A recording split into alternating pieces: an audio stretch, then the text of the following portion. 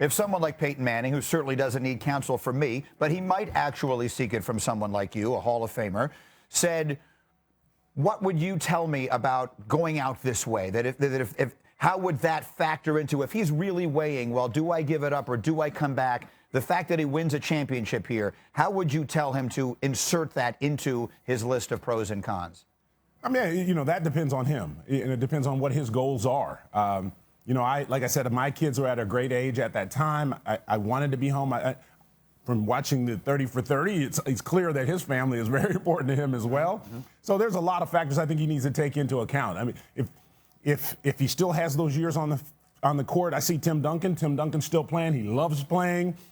His body is not as youthful and spriteful as it was when he was a few years ago, but he still loves it. And so keep doing it. I don't care whatever everybody else says. You should have retired 3 years ago. Hey, play as long as you want. So this perfect ending that geeks like me want to write for you guys. I mean, I sit here and I overemphasize, and you're actually making the point better than Mike could or anyone could.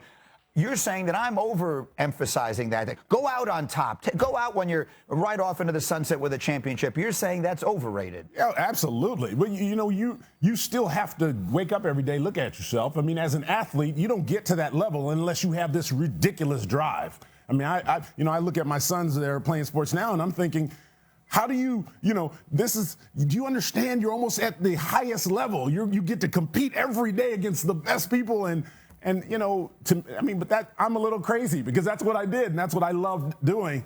And not everybody has that drive. Not everybody feels that way. So we're a little bit crazy in the way that we think.